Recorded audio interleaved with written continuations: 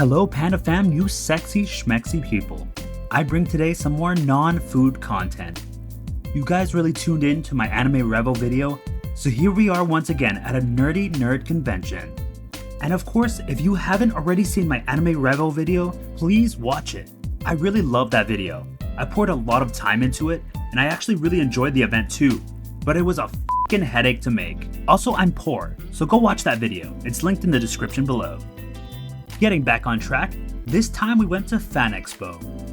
It was hosted at the Vancouver Convention Center once again, smack dab in the Vancouver downtown core. As you can tell, it rained like crazy that weekend, so huge props to the cosplayers for making the effort.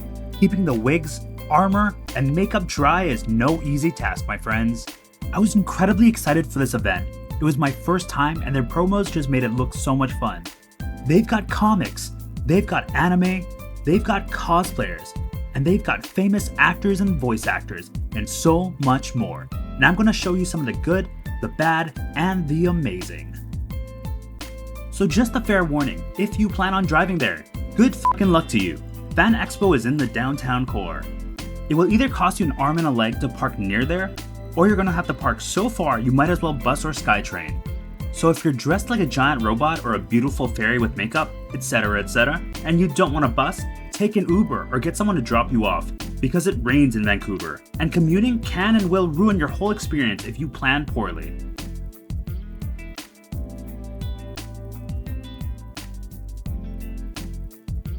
Now when you get there, the entry experience is fairly simple. You will be sent tickets prior to the event if you prepaid. I actually assumed there would be a huge lineup process like Anime Revo, but this was actually so much more efficient and so much easier. By the way, I highly suggest you buy tickets early, as you can get a handsome discount. My tickets were about $80 each for a 3-day pass. I think it was well worth it. It works out to be $26 to $27 a day. And there are definitely more expensive packages, but I ain't got that kind of money. They come with souvenirs and stuff, but I'm not an avid collector of things. And it didn't offer too many VIP priority or access, so I don't think it's worth it, personally speaking. Also, the 3-day pass allows you to enter early just like the VIP pass. On the first day you get to enter a couple hours before everybody else, which is great if you're trying to shoot footage of the event. The VIP pass does provide priority seating, but it does cost way more than the 3-day pass. Here's my cousin picking up all his cool shit. And here's me sweating a little. I may have picked a jacket that was slightly too heavy. Now let's finally talk about the actual event. Let's start off strong with one of the most amazing parts of Fan Expo, William motherfucking Shatner. Of course, he's best known as Captain Kirk. Now I'm not much of a Trekkie myself, but as a science fiction fan, you have to applaud the man for being the freaking GOAT. I went to one of his panels and he was absolutely hilarious. Being the veteran that he is, and he's probably done this 100 times, he knew exactly what to say, he was engaging, he included the audience in the conversation, and it was an amazing time. One of my favorite TV shows ever. Wait a minute. What do you mean one up? Top five. No! The word favorite is favorite. It's my favorite science fiction show. It's your favorite side? Okay, I'll take that. Maybe you're not a Shatner fan, but are you an Avatar Last Airbender fan? Because first of all, we have Gordon freaking Cormier, the live action Aang. I actually didn't know he was a Canadian actor, and he's from Vancouver of all places. And sitting right next to him is Zach Tyler Eason, the voice of Aang in the animated series. And it's just a little mind-blowing to see these two sitting side by side. And joining them is the voice of Toph, one of my favorite characters because she's tough, witty, and sarcastic, Michaela Jill Murphy. By the way, nobody ever told me how absolutely gorgeous this woman is. My god. And lastly, we have the beloved Uncle Iroh, everybody's favorite wise man, Greg Baldwin. Now, I'm a little too old to say this show made my childhood, but damn was Avatar a good series. And honestly, I wanted to hate on the Netflix series, but dang, that was a good show too. Except for Legends of Korra. Didn't like that very much. Now I think as celebrity panels go, this one had the biggest turnout. The Supernatural panel featuring Garth, Mary, Rowena, Lucifer, Jack, and Bobby. And I am a huge Supernatural fan. I've been following this series since forever. And I've actually rewatched the series at least 2 to 3 times. And I know for a lot of people they might not understand, but seeing these guys on stage was a moment for me. And on top of that, Jared Padalecki was also there. I mean, he was signing autographs and taking pictures, but I can't afford that shit. Like I said at the start of the video, I am poor. I guess this picture I got with him in a yogurt shop in 2010 will have to suffice. And on top of that, there was Mick Lovin from Superbad, Lucas Gabriel from High School Musical, and Manny Jacinto from The Acolyte. And Doc from Back to the Future was also there. And if you're someone that wants to meet all these celebrities and you're that deep into the nerd fandom, Fan Expo is totally for you. Now let's talk about something that's kind of bad, kind of annoying. Now as we know, there are panels full of celebs, and people line up to ask them questions, and that's cool. But the host will even tell you, don't preface your goddamn question with a long-ass Shakespearean-style monologue that describes your whole goddamn life. And 100% of the time, there's one guy, at least one guy, that will take all eternity telling the story of his life. And sometimes the question has nothing to do with their story. That's the worst part. There's like 150 of us sitting there and waiting to hear from these famous people. If you want to tell your autobiography, go buy an autograph and talk to them one-on-one. Alright, let's go back to talking about positive things. The cosplayers at this convention were freaking fire. I mean, look at this. A 2-person Resident Alien Lego costume. Tell me that's not freaking impressive. And by the way, I'll be putting everyone's IG handles down in the description below. Check them out and give them some love. And can someone please let me know if it's just a British Columbia or a Vancouver thing? Because it feels like everybody here is so freaking good at cosplay.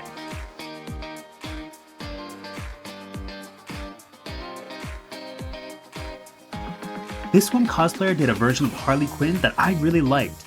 And she had that expression that just really put it all together. And then there was this old school Harley Quinn, and this incredible Catwoman. And I think the last one is a character from Hazbin Hotel. And I apologize because I haven't seen the show yet, but I definitely will.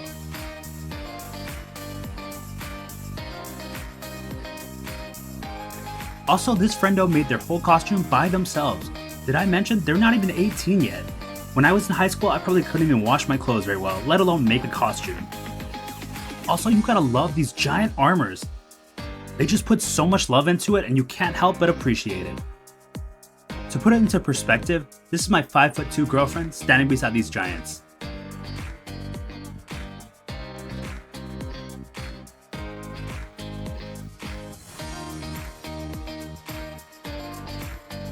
Now, I couldn't help but notice that there was a little something different between Fan Expo and Anime Revo. As the name suggests, Anime Revo had a lot of cosplays and costumes based on anime and manga.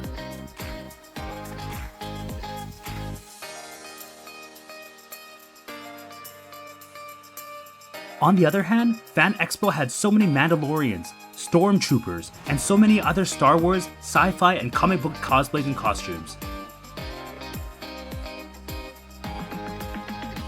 They had whole sections of the convention dedicated to Star Wars, which makes a lot of sense. It's also a sci-fi and comic book convention after all.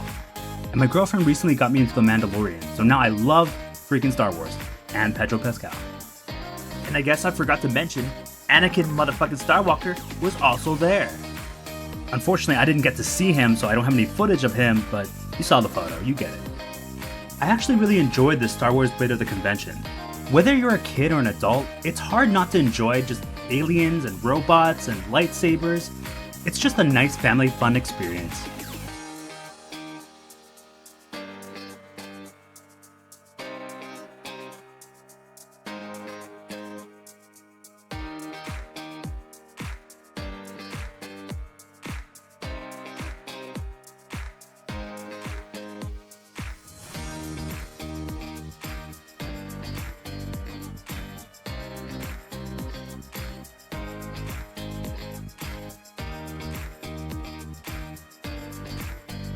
Also, I really love these little garbage cans. At first, I thought they were just displays, but actually, they were mobile. They went around greeting people and entertaining the kids, and everyone was trying to take photos with them.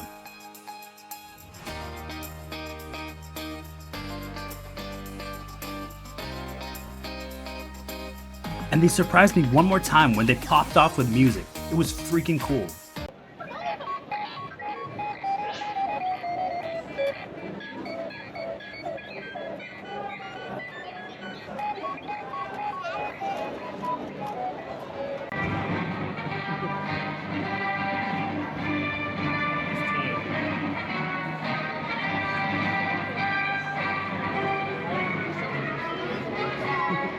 And when I said there was a lot of stormtroopers and Star Wars, I freaking meant it. There were stormtroopers out the butt, spilling out from them booty cheeks. At the time, I didn't realize how many people actually dressed up in Star Wars gear. Other than like Disneyland, I don't think I've ever seen this many Star Wars people all together in one place. There were so many freaking stormtroopers, you could literally pay to go shoot them. And I thought this was a really nice touch, because it's fun for kids not only to see things, but also to do things. But funny enough, it was mostly adults participating. Now something else cool that Fan Expo tries to do is allow cosplayers to show off their cosplay. For example, they host a red carpet for cosplayers to walk down the aisle and strut their stuff. And of course they're looking their best, and expressing their sexy, funny, scary, or silly selves. And then local photographers and event photographers will take some amazing photos. And of course there's a huge crowd watching in support as well.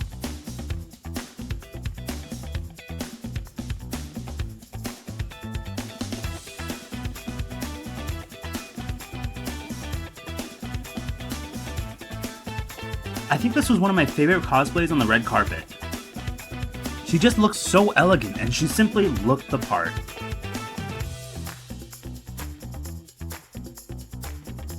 Also, there were some horror cosplays, which was really different from Anime Revo.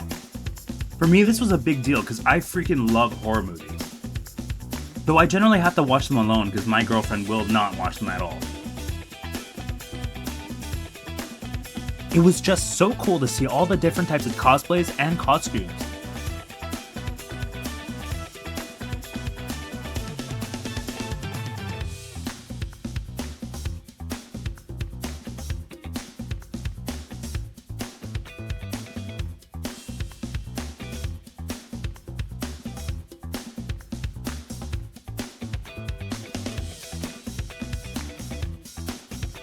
Now the red carpet is great, but maybe you're more competitive. Maybe you need a stage. Maybe you aim to be a professional cosplayer. Well boy, do I have news for you. Not only do they have a red carpet, but they have a full-on cosplay competition, with 3 esteemed judges to judge you from top to bottom. Now since I don't cosplay myself, I really don't understand how the judging works. But it doesn't matter because the event was still so much fun to watch. Cosplayers got judged on things like the quality of craftsmanship, design integrity, stage presence, and performance. But there were also special categories like eco-friendliness, like if they used recycled or sustainable materials to produce their cosplays and costumes.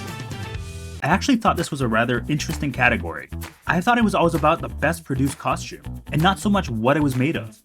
Also, the crowd was so hyped, it just made the whole event so much more enjoyable. It's constructed from recycled curtains, cereal boxes, and all. He may be terrible at the video game, but he is keeping the magic alive. This cosplay was so freaking cute. Probably one of my favorites from the competition.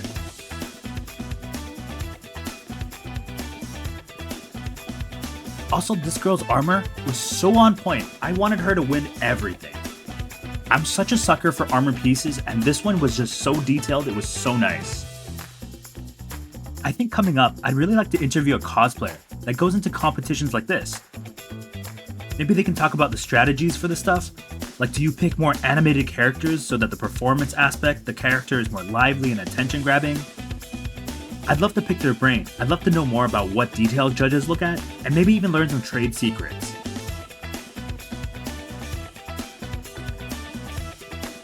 Now you might think that you need to know anime, manga, or comics to enjoy this event. But I actually don't know or watch anime the way I once did, so I actually don't know a lot of these characters. I'm generally too busy adulting to be watching all these shows all the time. And you know what? That's okay. Because if you like design, crafting, dressing up, makeup, wigs, photography, or costumes in general, you still have a blast seeing these amazing cosplays.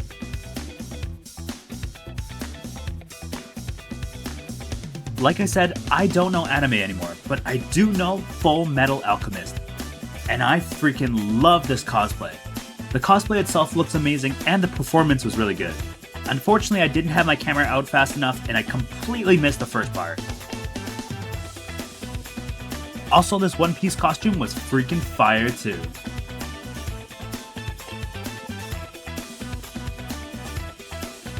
Look at that big ass sword. Beat the crap out of that backdrop.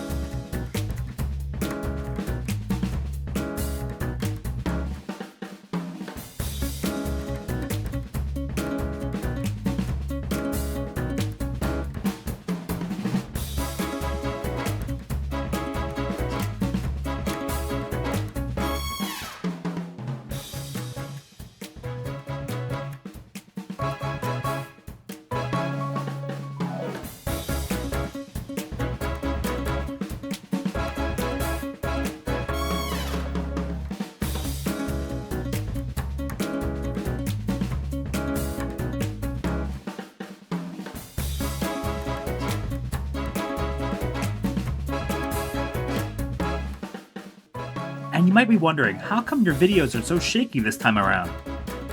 But it's because I'm trying to hold the camera still, shoot it above heads that are bobbing up and down, but also shoot past photographers that are in front of me. Shooting this part was actually such a pain in the ass, so please bear with me.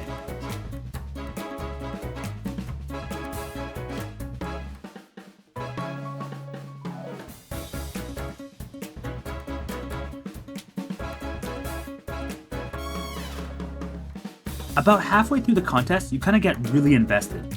And by the end of it, when they receive their prizes, you can't help but feel happy for them. And the ones I really liked all won something. I guess I just have good taste.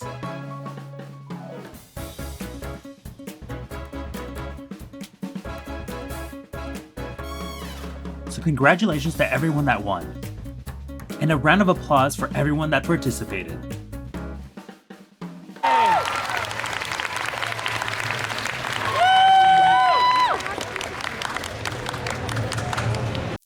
Now here is something that is potentially bad. There was complaints by multiple sources, that I'll keep anonymous, saying that Fan Expo is a bit on the cheaper side when it comes to things like appreciation for cosplayers. I was told that Fan Expo, considering its size and income, should offer greater prizes and payments to cosplayers who are guests or cosplayers who are competing. I was also told that competitions, especially those in the States, often offered greater rewards for the same level of participation. Now, like I said, I'm new to Fan Expo, so I don't know cosplay or competition standards like that. But I'd love to hear what you guys think. Is it fair? Is it unfair? Do you not know? Leave it in the comments below. Now let's take a second to talk about the goddamn food at this place. Now I don't know cosplay or Fan Expo, but I sure as hell know food. I've been running a food-based Instagram page for over 8 years now. And I've had a lot of good food and a lot of bad food. And let me tell you, brothers and sisters, this is f***ing bad food. Now, I wasn't expecting gourmet food, but this was rather unacceptable. At the Fan Expo, there's a kiosk that sells food. Now, the workers were quite fast and it was quite efficient, so the line moved fairly quickly. And in front of it, there's a decently sized seating area for people to eat. There are giant circular tables like going to a Chinese restaurant, where you're sitting with strangers dressed as aliens, clowns, warriors, robots, and all that other stuff. Now, back to the bad stuff. The prices were pretty outrageous.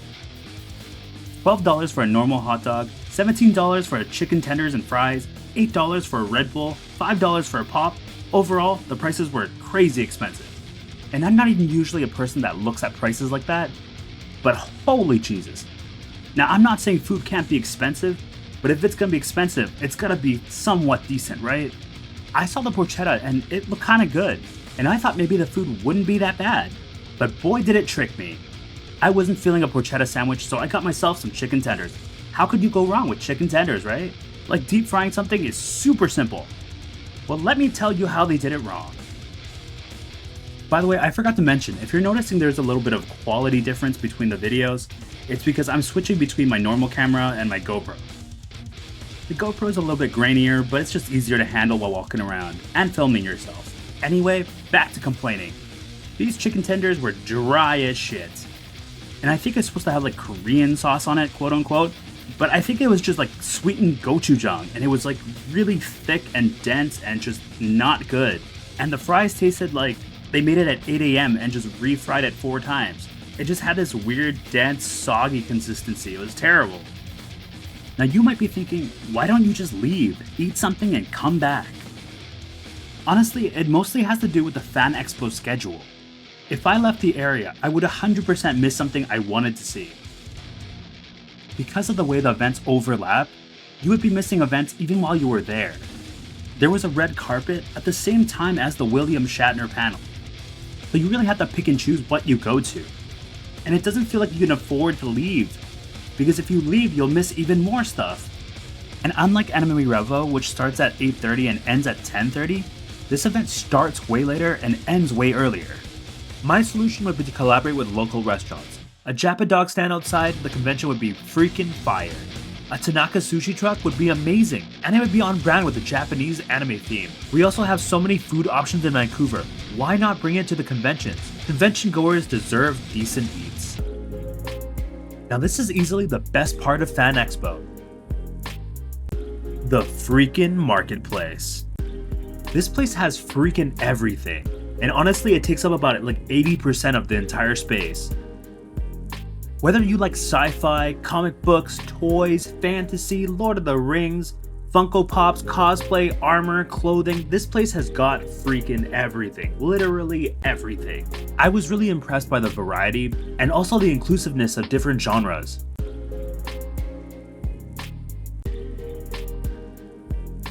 And they also had so many vendors that were from here, but also from all over the States. And there were so many items that were so incredibly cute, and on top of that, really well made. And I want to mention, this time I didn't fall for the claw machine bullshit. I play like every time I see one, and I never win anything, and this time I was like, fuck it, I'm not paying. And I saved some money, and spent it on something else. And you say what you want, but I'm really proud of myself. Now the market gets super busy, but the pathways are actually quite large and you can get around quite easily. That being said, this doesn't mean it's not crowded. It's still very much crowded, but there's just more gaps for you to progress through the market.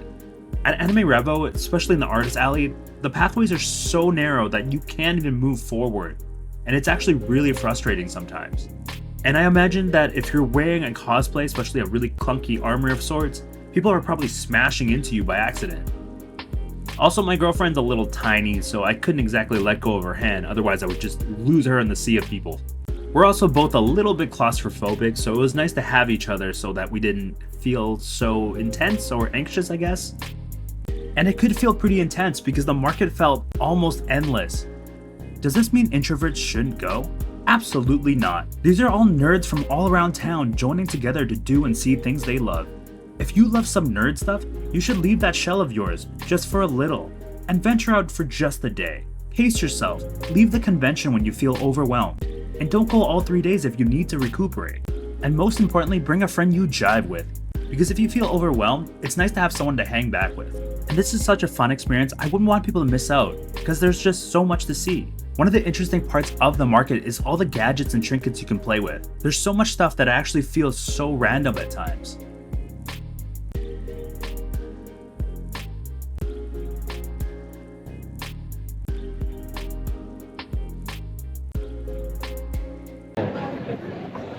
Well, this one will not kill anyone within me. Yes. Mine is not deadly. Out of all of them, she picked But up the it's butt plug. pretty.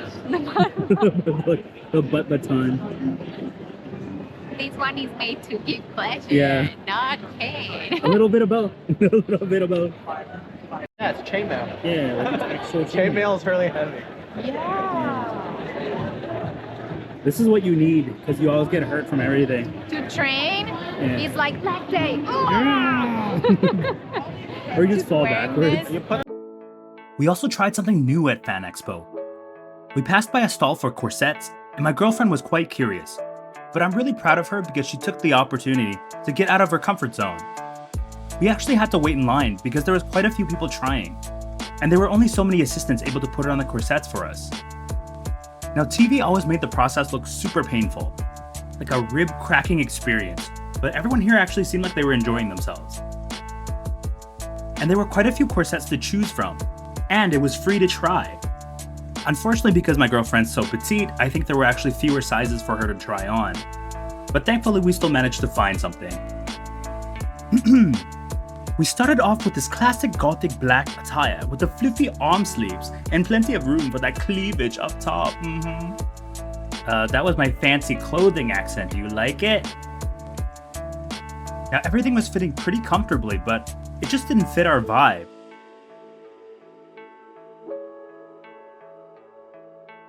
So we also tried on something kind of cute, kind of floral.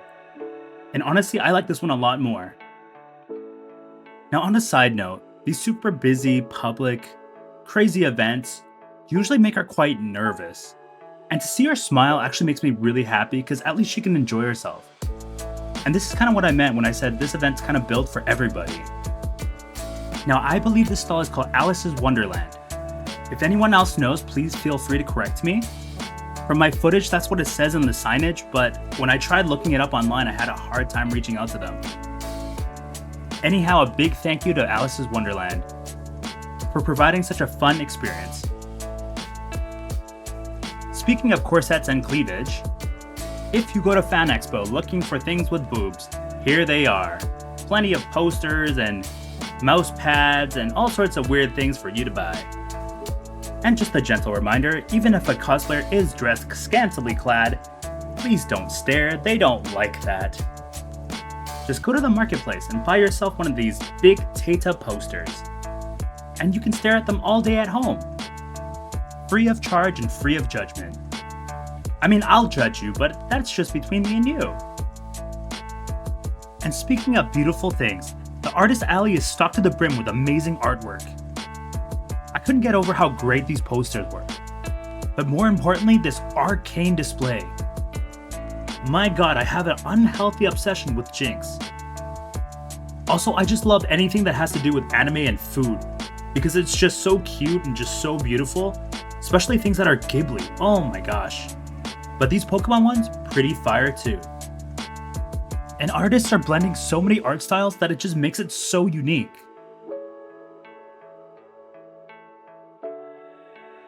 My daughter's all over axolotls. That's like her favorite creature. So cute. I've got her a teddy bear one. Raisin though. You too? You did it too?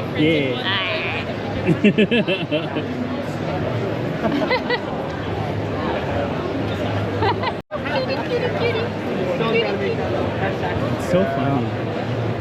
Look at his photo! Now obviously there's hundreds of stalls in there and I can't show you them all, but let me show you some of my favorites.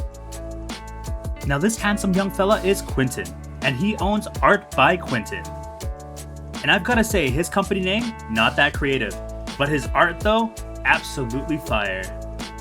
He's been super popular at conventions, he's got 15,000 followers on Instagram, and we had a long ass conversation and he just seemed like an all around nice guy.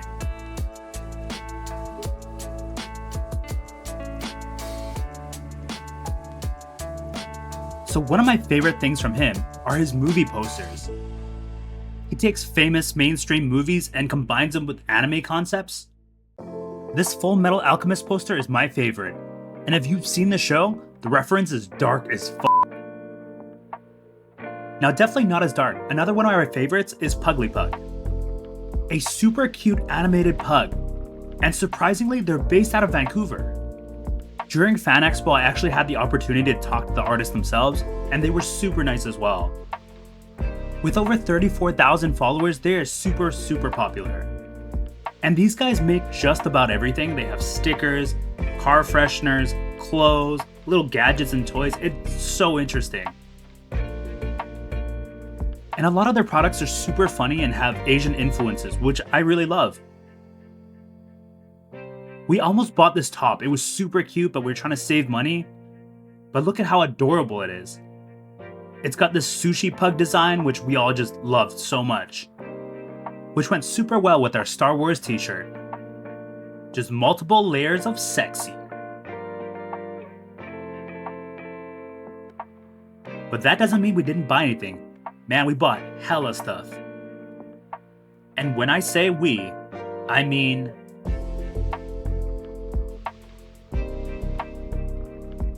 But in all seriousness, it's really nice to just support a local business. Speaking of local businesses, Toy Traders is one of my favorite stores around town. I think they are one of the biggest collectible stores in all of BC. They're located in Langley and they have the biggest collection I've ever seen. From Funko Pops, to figurines and action figures, to life-size models. What they brought to Fan Expo was not even 1% of what they actually have, so I highly suggest you go visit their store. If you're a nerd of any kind, whether it's comic books, puzzles, any kind of collectibles, they will have, and you will have an absolute blast. Now, I left this one last because this guy has a very special place in my heart. I know he's not selling stickers, but I promise you almost 100% of you have seen his stuff before.